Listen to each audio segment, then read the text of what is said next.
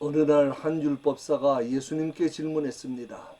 선생님, 율법 중에서 어느 계명이 큽니까? 그러자 예수님은 내 마음을 다하고 목숨을 다하고 뜻을 다하여 주 너의 하나님을 사랑하라 하셨으니 이것이 크고 첫째 되는 계명이요 둘째도 그와 같으니 내 이웃을 내 자신같이 사랑하라 하셨으니 이 두 계명이 온 율법과 선지자의 강령이니라. 그렇게 대답하십니다. 성경 전체의 핵심은 하나님 사랑과 이웃 사랑입니다. 그러나 문제는 사랑하는 방법입니다. 하나님을 어떻게 사랑해야 합니까? 마음을 다하고 all your heart, 목숨을 다하고 all your soul, 뜻을 다하여 all your mind, 그렇게 사랑해야 합니다. 그러면 이웃은 어떻게 사랑해야 합니까? 둘째도 그와 같다고 했습니다. 앞에서 말한 하나님을 사랑하는 것처럼 사랑해야 한다. 하나님을 사랑하는 방법과 같다는 말씀입니다. 그것이 바로 나 자신처럼 사랑하는 것입니다. 이것이 성경에서 말씀하는 사랑입니다. 나 자신을 사랑하는 것처럼 상대방을 사랑하는 것입니다. 이것이 하나님께서 우리를 사랑하신 방법이고 우리에게도 요구하시는 사랑입니다. 초대교회 당시의 고린도 교회는 참 문제가 많은 교회였습니다. 모든 교회에서 발생하는 문제들의 종합 세트 같은 교회였습니다. 그런데 그 모든 문제들의 근본 원인이 바로 사랑이 없기 때문이라는 것입니다. 사람을 중심으로 파당을 지어 분쟁하는 원인도 사랑이 없기 때문이고, 교인들 간에 생긴 문제를 가지고 세상 법정으로 가는 것도 사랑이 없기 때문이고, 음행하는 자를 용납하는 것도 사랑이 무엇인지를 몰랐기 때문이고, 우상의 재물을 먹는 문제로 다툰 것도 사랑이 없기 때문이고, 예배 시에 수건을 쓰는 문제로 다툰 것도 사랑이 없기 때문이고, 애찬의 문제로 다툰 것도 사랑이 없기 때문이고, 자기 은사가 더 나은 은사라고 하면서 서로 시기하고 다투며 교회 질서를 어지럽히는 것도 다 사랑이 없기 때문이라는 것입니다. 교회에서 가장 많이 하는 말이 사랑입니다. 사랑합니다, 사랑합시다 라고 말은 많이 하지만 교회 안에 진정 사랑이 있습니까? 교회뿐 아닙니다. 집안에서 가족들, 식구들 간에 발생하는 모든 문제의 근본 원인도 다 사랑이 없기 때문입니다. 세상에는 두 가지 종류의 사랑이 있습니다. I love you because I need you. 나는 네가 필요하기 때문에 너를 사랑한다 하는 사랑과 I need you because I love you. 나는 너를 사랑하기 때문에 네가 필요하다는 사랑입니다. 옛날이나 오늘날이나 많은 사람이 전자의 사랑을 하고 있습니다. 상대방을 사랑하기 때문에 그가 필요한 것이 아니고 상대방이 필요하기 때문에 그를 사랑하는 것입니다. 이렇게 이기적인 동기로 하는 사랑은 상대방을 나 자신처럼 사랑하는 것이 아니기 때문에 주님께서 말씀하신 사랑과는 거리가 먼 것입니다. 오늘 본문에서 사도 바울은 주님께서 말씀하신 참된 사랑이 없다면 나는 아무것도 아니라고 말합니다. 아무리 귀한 은사를 가지고 능력을 행하는 믿음을 가졌다 할지라도, 심지어는 가진 재산으로 다 구제하고 자기 몸을 불사르게 제물로 내어준다 할지라도 사랑이 없으면 아무 유익이 없는 전혀 무의미하고 무가치한 존재라는 것입니다. 내가 아무것도 아니요 라는 말씀이 중요합니다. 영어 성경에는 I am nothing, 또 어떤 번역에는 I am nothing at all 이라고 번역했습니다. 나는 아무것도 아니다, 나는 전혀 아무것도 아니라는 말입니다. I have nothing이 아닙니다. 가지고 못 가지고의 소유의 문제가 아닙니다. I am nothing, 존재의 문제입니다. 나는 전혀 아무짝에도 쓸모없는, 전혀 가치가 없는 존재라는 것입니다. 어떤 사랑입니까? 사랑의 정의를 몇 가지 말씀합니다. 첫째, 모든 것에 오래 참는 것입니다. 사랑의 정의를 말씀하면서 맨 먼저 사랑은 오래 참고 라고 말씀합니다. 그리고 마지막에 모든 것을 참으며 모든 것을 견디느니라 하고 마무리합니다. 사랑은 참는 것으로 시작해서 참고 견디는 것으로 완성되는 것입니다. 사랑은 한마디로 참는 것입니다. 모든 것에서 끝까지 참는 것입니다. 본문에 보면 모든이라는 말을 4번 반복해서 강조합니다.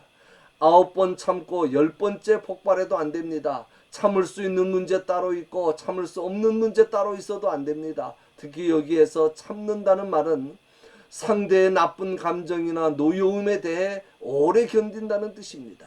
사랑은 모든 것에서 끝까지 참고 용서하며 덮어주는 것입니다. 힘이 없어 이를 악물고 할 수 없이 참는 것이 아닙니다. 할 말이 없어서 참는 것이 아닙니다.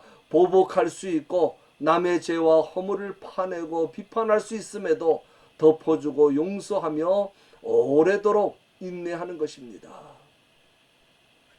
둘째는 온유하며 시기하지 않는 것입니다. 사랑은 온유하며 시기하지 않는다. 그리고 이어서 성내지 아니하며 악한 것을 생각하지 않는다고 했습니다.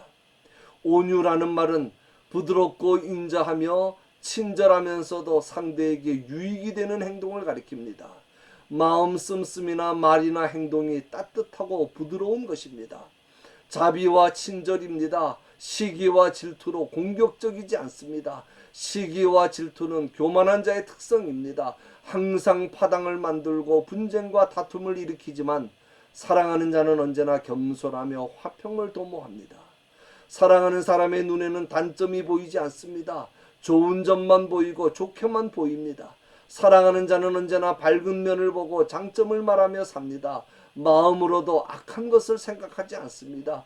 남에게서 받은 해를 복수하기 위해 하나하나 장부에 기록하듯이 헤아리면서 원망하고 비판하지 않는다는 뜻입니다.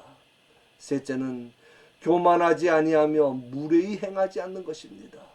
사랑은 자랑하지 아니하며 교만하지 아니하며 또 무례히 행하지 아니하며 자기의 유익을 구하지 아니한다고 말씀합니다. 사랑과 교만은 반대말입니다. 사랑은 최고의 덕이며 교만은 최악의 부덕입니다. 사랑은 어떻게 해서든지 자기를 낮추고 남을 높이고자 하는 마음이고 교만은 어떻게 해서든지 남을 낮추고 자기를 높이고자 하는 마음입니다. 그래서 사랑은 화평을 만들고 교만은 다툼을 일으킵니다. 생각해 보십시오. 다툼이 왜 있습니까? 의견이 안 맞았습니까? 아닙니다. 교만하기 때문입니다. 모든 다툼은 교만으로부터 옵니다. 교만이 무례함을 만들고 무례함 때문에 다툼이 일어납니다. 사랑은 곧 존경입니다. 존경하는 마음이 없으면 사랑하는 것이 아닙니다. 사랑에는 예의가 있습니다. 사랑하는 사람은 그 얼굴로 예절과 예의를 나타내므로 그 얼굴부터 모든 사람에게 은혜가 되는 것입니다. 넷째는 불의를 기뻐하지 아니하며 진리와 함께 기뻐하는 것입니다. 불의를 기뻐하지 아니하며 진리와 함께 기뻐하고 그랬습니다. 사랑이 있는 사람은 영적인 분별력을 가지고 있습니다. 무엇이 옳고 그른 일인지, 무엇이 악한 일이고 선한 일인지, 무엇이 불의한 일이고 의로운 일인지 분별력이 있습니다. 그리고 악하고 불의한 일에서 기쁨을 찾지 않습니다. 사랑은 너무도 깨끗하고 선하고 아름답기 때문에 불의에 속하거나 매여서 불의와 타협하거나 악을 행하는 일은 결코 없습니다. 사랑은 언제나 진리 되시는 예수 그리스도 안에서 그분의 뜻을 행하는 가운데 기쁨을 얻으며 살아가는 것입니다. 결론입니다. 진정한 사랑에는 세 가지 요소가 있습니다.